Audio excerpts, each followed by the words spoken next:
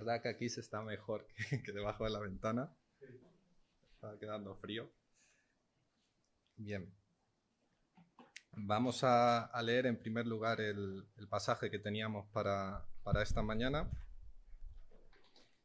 Es la continuación de lo que compartió David la semana pasada en Hechos, capítulo 14.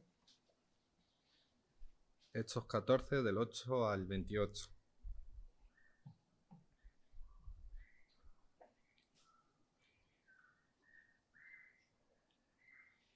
Y cierto hombre de Listra estaba sentado, imposibilitado de los pies, cojo de nacimiento, que jamás había andado. Este oyó hablar a Pablo, el cual, fijando en él sus ojos y viendo que tenía fe para ser sanado, dijo a gran voz: levántate derecho sobre tus pies. Y él saltó y anduvo. Entonces la gente, visto lo que Pablo había hecho, alzó la voz diciendo en lengua licaónica: dioses bajo la semejanza de hombres han descendido a nosotros. Y a Bernabé llamaban Júpiter y a Pablo Mercurio, porque este era el que llevaba la palabra. Y el sacerdote de Júpiter, cuyo templo estaba frente a la ciudad, trajo toros y guirnaldas delante de las puertas, y juntamente con la muchedumbre quería ofrecer sacrificios. Cuando lo oyeron los apóstoles, Bernabé y Pablo rasgaron sus ropas y se lanzaron entre la multitud, dando voces y diciendo: varones, ¿por qué hacéis esto? Nosotros también somos hombres semejantes a vosotros, que os anunciamos que de estas vanidades os convirtáis al Dios vivo, que hizo el cielo y la tierra, el mar y todo lo que en ellos hay. En las edades pasadas, Él ha dejado a todas las gentes andar en sus propios caminos, si bien no se dejó a sí mismo sin testimonio, haciendo bien, dándonos lluvias del cielo y tiempos fructíferos, llenando de sustento y de alegría nuestros corazones. Y diciendo estas cosas, difícilmente lograron impedir que la multitud le ofreciese sacrificio. Entonces vinieron unos judíos de Antioquía y de Iconio que persuadieron a la multitud, y habiendo apedreado a Pablo, le arrastraron fuera de la ciudad, pensando que estaba muerto. Pero rodeándole los discípulos, se levantó y entró en la ciudad. Y al día siguiente salió con Bernabé para Derbe. Y después de anunciar el evangelio a aquella ciudad y de hacer muchos discípulos, volvieron a Listra, a Iconio y a Antioquía, confirmando los ánimos de los discípulos, exhortándoles a que permaneciesen en la fe y diciéndoles: es necesario que a través de muchas tribulaciones entremos en el reino de Dios. Y constituyeron ancianos en cada iglesia, y habiendo orado con ayunos, los encomendaron al Señor en quien habían creído. Pasando luego por Pisidia, vinieron a Panfilia, y habiendo predicado la palabra en Perge, descendieron a Atalia. Sí. De allí navegaron a Antioquía, desde donde habían sido encomendados a la gracia de Dios para la obra que habían cumplido. Y habiendo llegado y reunido a la iglesia, refirieron cuán grandes cosas había hecho Dios con ellos y cómo había abierto la puerta de la fe a los gentiles. Y se quedaron allí mucho tiempo con los discípulos. Señor, bendiga su palabra. Esta mañana, como os he dicho antes, quiero compartir con vosotros la continuación del relato que nos hace Lucas en este capítulo, en base a lo que compartió David la semana pasada. He titulado este mensaje La mejor inversión de nuestro tiempo. En esta mañana vamos a concluir la narración del primer viaje misionero de Pablo, y espero que aprendamos algo tan valioso como es el cómo invertimos nuestro tiempo. Es necesario para ello que tengamos una primera idea en mente, y es que no hay mayor tesoro, no hay mayor ofrenda a nuestro Padre que el mirar por las almas mirar para que haya más almas que le conozcan. No hay mayor ofrenda, no hay mayor trofeo que el hacer discípulos y velar por ellos. Según lo que he estado leyendo esta semana, veía este trofeo como un trofeo de misericordia del Señor. Un trofeo de misericordia primero en nuestras vidas, primero en mi vida y luego en la vida de los hermanos a quienes les llevamos su palabra. Estamos viendo a lo largo de la serie de Hechos un viaje a partir del versículo central, para mí al menos, que es el de Mateo 28, 19. Id y hacer discípulos. Y en esta mañana quería centrarme en una palabra de este versículo, y es la palabra discípulo, precisamente. En hebreo significa estudiante, y por lo tanto el estudiante la prioridad que tiene o que debe tener en su vida es precisamente el aprendizaje. El estudiante dedica su vida a aprender y para ello es necesario tener un hábito, hacerse unas determinadas preguntas, que haya alguien que pueda responder a las mismas. Y esto es importante porque es el primer mandato que tenemos. Estamos llamados a ser, en primer lugar, discípulos y posteriormente estamos llamados a hacer discípulos. La semana pasada nos vimos como Pablo y Bernabé se encuentran en Iconio y van precisamente a cumplir con este mandato. Decía el versículo 1 del capítulo 14, aconteció en Iconio que entraron juntos en la sinagoga de los judíos y hablaron de tal manera que creyó una multitud de judíos y asimismo de griegos.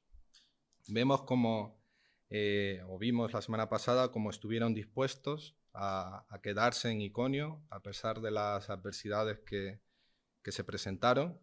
Eran conscientes de que había allí personas con necesidad de escuchar del Evangelio. Vimos también cómo existen épocas en las que los siervos de Dios deben mantener su testimonio en un lugar determinado, sin moverse, porque es el lugar donde les ha llevado el Señor, pero vimos la otra vertiente también. Existen momentos en los que la oposición es tan grande, en los que las puertas parecen que se cierran en un determinado lugar y es necesario que nos marchemos a otro lugar, no para salvar nuestras vidas, sino porque el Señor está abriendo puertas en otras ciudades y en otras circunstancias, y el Evangelio debe llegar hasta ellos. Es un breve resumen de lo que David compartió y que lo veo necesario porque partimos en esta mañana de este relato. Recordaba la semana pasada, a partir de esta vertiente en la que el Señor hay veces que nos lleva a permanecer en un sitio o a desplazarnos a otro lugar. Recordaba el versículo 16 del capítulo 10 de Mateo, que nos dice, sed prudentes como serpientes y sencillos como palomas. Y sigue diciendo en el versículo 23, cuando os persiguieren en esta ciudad, huid a otra. Aquí fue donde lo dejamos la semana pasada. Pablo y Bernabé son conscientes del complot que se empieza a formar contra ellos y salen por la carretera del sur hacia Listra. Vemos cómo el Evangelio sigue creciendo en la iglesia primitiva y seguimos desmintiendo lo que para mí es un mito, y es que muchas personas piensan que ser cristiano es fácil, y eso es un mito y una mentira.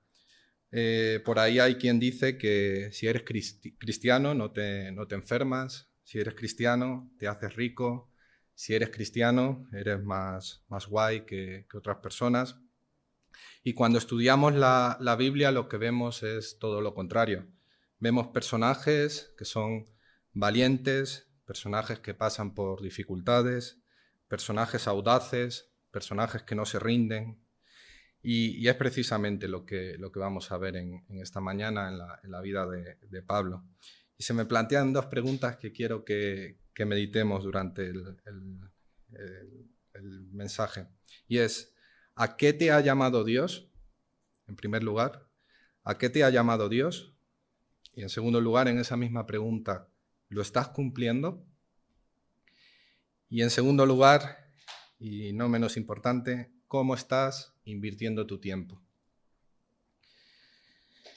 Bien, leamos en el versículo 8, comienza el relato y nos dice, y cierto hombre de Listra estaba sentado, imposibilitado de los pies, cojo de nacimiento, que jamás había andado. Aquí me paraba a pensar en cómo afecta la discapacidad en el ser humano. Sigue diciendo el versículo 9, este oyó hablar a Pedro, el cual, fijándole en sus ojos y viendo que tenía fe para ser sanado, dijo a gran voz, levántate derecho sobre tus pies, y él saltó y anduvo. Me paraba a pensar cuando preparaba el mensaje en qué difícil tiene que ser el escuchar. No soy padre, pero imaginad por un momento que os dicen que vuestros hijos nunca van a poder caminar. Pensar en cómo afecta esto en el proyecto de la vida familiar, cómo afecta esta situación a los roles de la familia, cómo afecta esto en la estima de la propia familia, en la propia estima del niño, de la niña, cómo afecta a las relaciones, cómo afecta y cómo lamentablemente muchas veces se transforma en un estigma para la sociedad actual en la que vivimos, cómo afecta este hecho a las finanzas, cómo afecta a las emociones, la culpa, la ira, la decepción. Y estamos precisamente ante esto. Nos encontramos en Listra, en una colonia romana, donde vive un paralítico que se encuentra desahuciado. Paralítico que concretamente nos dice que estaba sentado, imposibilitado de los pies, cojo de nacimiento, que jamás había podido comprobar lo que era andar. Pero, y aquí viene lo importante, la característica importante de este hombre, pero este hombre no quería vivir así. Este hombre estaba decidido a no quedarse así. Y de aquí tenemos que aprender nosotros, que muchas veces nos conformamos a quedarnos como estamos en un determinado momento, sin fe. Este hombre precisamente buscaba una oportunidad para cambiar su vida. Y esa oportunidad llegó con el mensaje de Pablo. Nos dice Mateo 17, en el versículo 19 y 20, viniendo entonces los discípulos a Jesús, aparte dijeron, ¿por qué nosotros no pudimos echarlo fuera? Jesús les dijo, por vuestra poca fe, porque de cierto os digo que si tuvierais fe como un grano de mostaza, diréis a este monte, pásate de aquí allá, y se pasará, y nada os será imposible. Vivimos en un mundo donde falta precisamente fe. Vivimos en un mundo donde queremos, y lo comentaba José esta mañana, que todo esté asegurado. No damos un solo paso sin que creamos que está asegurado. Vivimos en un mundo donde no queremos cambiar la situación que tenemos, que no tenemos en quién poner nuestra confianza. Acabamos de imaginar cómo sería el vivir con una incapacidad física, pero quiero que pensemos también, que nos imaginemos cómo afecta la incapacidad espiritual. Hay paralíticos, estamos rodeados de paralíticos espirituales y emocionales. ¿Qué es lo que te está imposibilitando ser la persona que el Señor quiere que seas? Quizá es el pasado, quizá es el dolor, quizá una traición, quizá una pérdida. ¿Qué te está imposibilitando ser el marido, la mujer que el Señor quiere que seas? ¿Qué te está imposibilitando ser el hijo o el padre que el Señor anhela? Y creo que aquí tenemos la respuesta. ¿Qué hizo este hombre? Muy sencillo. Creyó el mensaje y nos dice la Biblia que al que cree, todo es posible. Vivimos en una sociedad líquida. Ya no creemos lo que la Biblia dice, pero sí creemos lo que cualquier persona dice en una red social, por ejemplo. Dice Isaías 35, versículos del 3 al 6. Isaías 35, del 3 al 6. Fortaleced las manos cansadas, afirmad las rodillas endebles, decid a los de corazón apocado, esforzaos, no temáis. He aquí que vuestro Dios viene con retribución, con pago. Dios mismo vendrá y os salvará. Y esto es importante, Dios no premia vagos, Dios no usa vagos. Entonces los ojos de los ciegos serán abiertos y los oídos de los sordos se abrirán. Entonces el cojo saldrá como un ciervo y cantará la lengua del mudo, porque aguas serán cavadas en el desierto y torrentes en la soledad. Tenemos un ejemplo de Pablo en este sentido, que está anhelando el llevar el Evangelio a personas necesitadas, y vemos el ejemplo de una persona necesitada que anhelaba esta respuesta para su vida y que tuvo fe.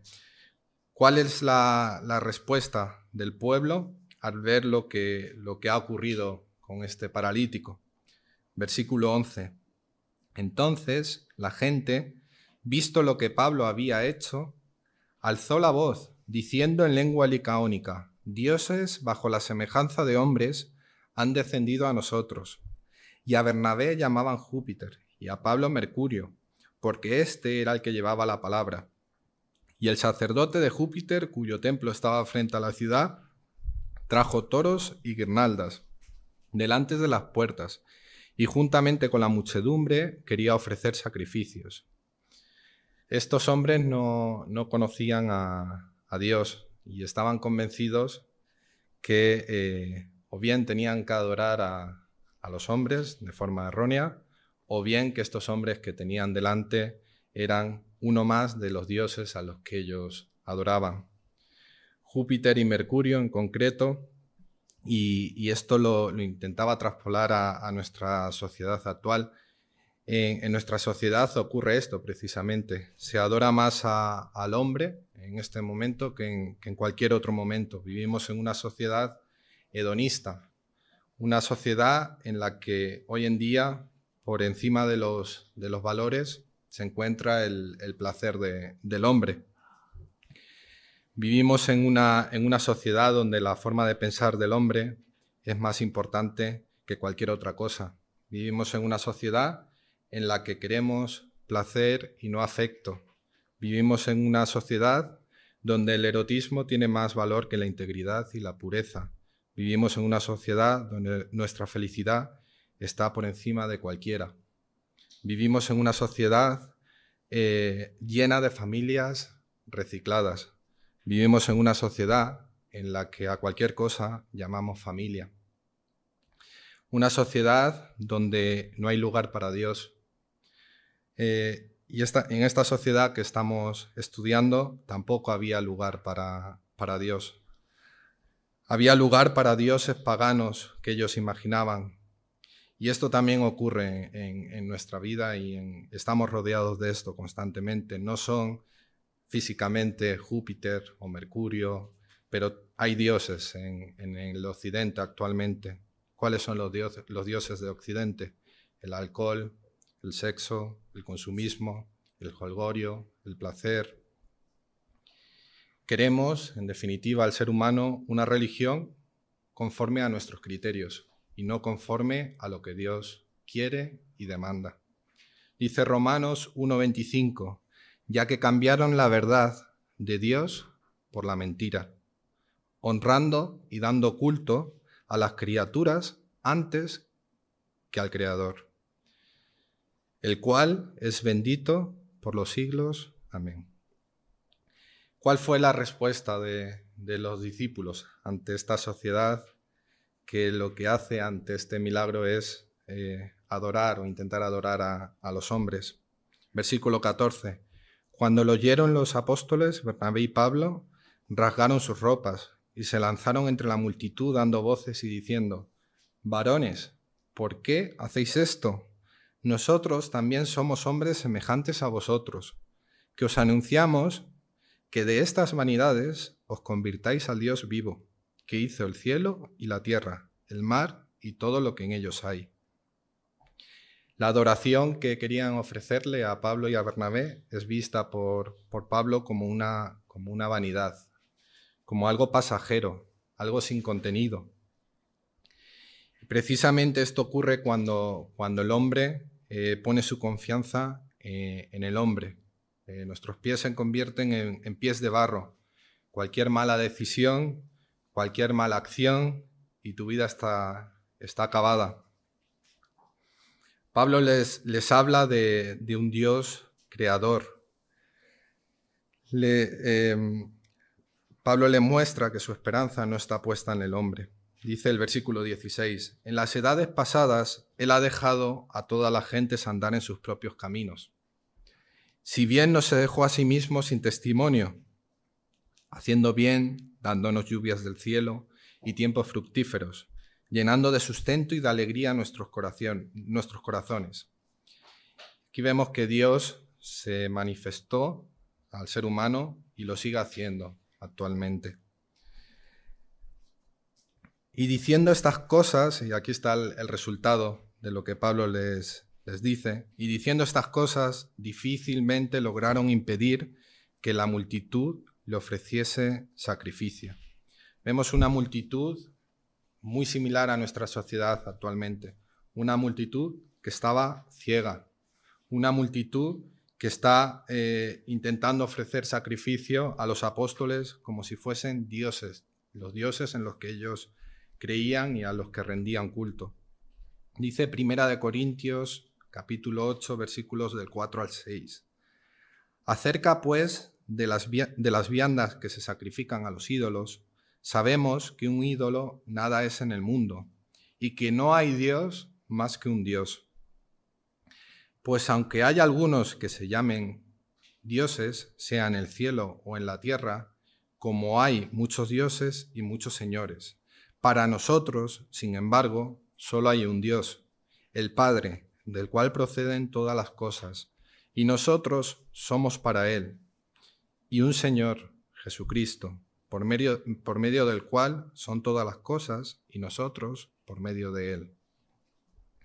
Aquí vemos cómo Pablo, en su anhelo de llevar el Evangelio a Listra, no tiene miedo a enfrentar a esta sociedad con la realidad que están viviendo. La verdad, tenemos que ser conscientes de que muchas veces va a herir a las personas que nos escuchan. Y es lo que está haciendo Pablo precisamente en este pasaje. Los enfrenta con la realidad. Y tenemos que pensar que nosotros vivimos en una sociedad actualmente en la que una de las metas principales del ser humano ha sido quitar a Dios la autoridad que Él tiene. ¿Y cómo ha intentado el hombre quitar la autoridad a Dios? Diciendo, por ejemplo, que somos fruto de un accidente o que venimos del mono. No creen lo que Dios hizo hace 2000 años, pero sí creen en lo que el hombre dice que sucedió hace billones y billones de años. Aquí Pablo les muestra a esta sociedad, y puede servirnos de ejemplo a nosotros, que creemos en un Dios de sustento, un Dios de lluvia, un Dios fructífero, un Dios que muestra que Él existe y que nos confronta con la realidad. Pablo y Bernabé en Listra rechazan la popularidad que les puede aportar la sociedad por la verdad. Y esto me llevaba a plantearme, a mí personalmente, y a trasladarlo a vosotros. ¿Cuántas veces no comprometemos lo contrario? ¿Cuántas veces no comprometemos la verdad por no perder la popularidad? Pensarlo. Los verdaderos líderes no deben buscar seguidores. Los verdaderos líderes deben buscar que estos, los seguidores, se conviertan en líderes. Y es lo que Pablo está buscando al confrontarlos con la verdad. Versículo 19. ¿Cuál es el precio que tiene que pagar Pablo al confrontarlos con la verdad y al rechazar la popularidad de esta sociedad? Entonces vinieron unos judíos de Antioquía y de Iconio, que persuadieron a la multitud y, habiendo apedreado a Pablo, le arrastraron fuera de la ciudad, pensando que estaba muerto. Aquí vemos un giro de los acontecimientos. Vemos cómo Pablo está intentando que esta multitud entienda el porqué de este milagro con la persona impedida que hemos visto en el primer versículo. Y vemos cómo en esta sociedad las convicciones del ser humano en Listra no son firmes. Enseguida cambia la situación y deciden apedrear a Pablo. Lo único que nos puede mantener firmes hoy en día es que nuestras convicciones descansen o estén en la verdad. Y todos sabemos cuál es la verdad. Pablo y Bernabé habían huido desde Antioquía de Pisidia a Iconio y a Listra en busca de protección de los judíos que intentaban atacarles y quitarles la vida. Es de imaginar el odio de unos pocos judíos. Los de Antioquía de Pisidia viajaron aproximadamente unos 170 kilómetros para llegar a Listra, para llevar a cabo su plan de matar a Pablo. Y esto nos debe hacer pensar y recordar que el enemigo no se cansa de perseguir cuando estamos haciendo algo para Dios. Estas personas, cuando llegaron, nos dice que persuadieron a la multitud. Debemos ser conscientes de que la mentira también convence y que a veces hay personas que creen más en la mentira que en la propia verdad. Y aquí lo vemos claramente, la consecuencia de esta persuasión, la consecuencia de que esta sociedad creyese en la mentira, es que estaban apedreando a un hombre de Dios. Dejan a Pablo, sigue diciendo el versículo, dejan a Pablo tirado en el suelo, no se preocupan ni por enterrarlo, está como muerto, lo dejan allí. Dice 2 de Timoteo 3:11.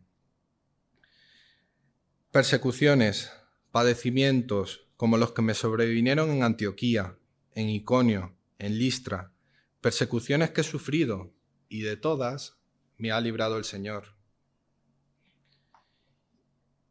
Menudo testimonio de Pablo, menudas huellas que sufren en su vida por llevar y por cumplir el mandato que el Señor le ha puesto. Y esto me hacía preguntar, ¿por qué nos quejamos nosotros? ¿Por qué un hermano me miró o no me miró en la reunión? ¿Por qué un domingo llueve o no llueve? ¿Por qué no estoy a gusto en la iglesia? Versículo 20. Pero rodeándole los discípulos, se levantó y entró en la ciudad, y al día siguiente salió con Bernabé para Derbe. Y después de anunciar el evangelio a aquella ciudad y de hacer muchos discípulos, volvieron a Listra, a Iconio y a Antioquía. Aquí vemos otra vez cómo la adversidad existe en Listra, cómo lo apedrean, cómo lo dejan casi muerto a la entrada de la ciudad. ¿Y qué hace Pablo? Se levanta y vuelve a entrar a la ciudad. Luego, imaginad el reporte que llevaría a Antioquía. No creo que fuese con fotos ni con un PowerPoint. Pablo lleva las huellas de su mensaje, las pruebas de lo que han hecho en su propio cuerpo, en la experiencia que han vivido. Y esto me hacía pensar en que todos nosotros, los misioneros, estamos llamados a dejar huella y no a ir a los sitios a hacer turismo. Se levantó y entró en la ciudad de nuevo. ¿Qué estamos haciendo para romper con aquello que nos está impidiendo ser la persona que el Señor quiere que seamos? ¿Qué estamos haciendo para invertir correctamente nuestro tiempo? ¿Qué estás haciendo para congregarte? ¿Qué estás haciendo para luchar por tu familia? ¿Qué estás haciendo para luchar por las personas que no creen a tu alrededor? Pensaba en ejemplos en la Biblia de hombres que enfrentaron lo que nadie quería enfrentar y que dejaron huellas. Pensaba en Moisés. ¿Qué hubiese pasado si Moisés hubiese negado a ir a Egipto? Quizá no habría visto la mano de Dios abriendo el Mar Rojo. Lo pensaba en nuestra sociedad también. ¿Qué hubiese pasado si Churchill no hubiese luchado por Inglaterra? Quizá la ideología nazi se hubiese expandido y hubiese acabado con el mundo conocido. Tenemos muchos ejemplos de hombres que se enfrentan a aquello que nadie quiere enfrentar, que están dispuestos a dejar huella y que tienen claras sus convicciones. Sus vidas suelen ser vidas llenas de riesgo, llenas de soledad, llenas de sufrimiento. Y esto nos debe hablar a nosotros. Si podemos hablar a una persona en vez de a 100, ¿por qué no lo estamos haciendo? Si podemos ayudar a una persona o a 100, ¿por qué no lo estamos haciendo? ¿En qué estamos invirtiendo nuestro tiempo? Algunos cristianos piensan lo contrario, que el cristianismo y el depositar su vida en el Señor les va a anestesiar o a evadir contra los problemas. Y vuelvo a repetir, eso es mentira, y lo vemos aquí en el ejemplo de Pablo. Versículo 22, confirmando los ánimos de los discípulos, exhortándoles a que permanecieran en la fe y diciéndoles, es necesario que a través de muchas tribulaciones entremos en el reino de Dios. Y construyeron ancianos en cada iglesia, y habiendo orado con ayunos, los encomendaron al Señor en quien habían creído. Yo aquí veo como Pablo piensa, es hora de seguir adelante a pesar de las heridas, a pesar de las adversidades. Encomienda a los creyentes al Señor, a quien habían creído, y pidieron al Señor que su poder descansase en la figura, en la obra de los ancianos, el corazón y el cerebro de la iglesia local. Sigue el relato Lucas, versículo 24, pasando luego por Pisidia, vinieron a Panfilia, y habiendo predicado la palabra en Perge, descendieron a Atalia.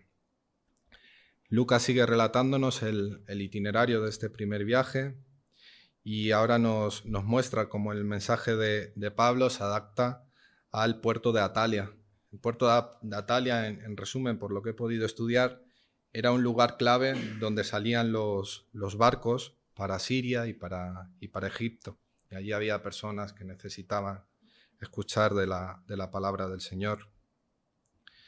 A pesar de todo, vemos como Pablo sigue con ánimo, invirtiendo en el reino.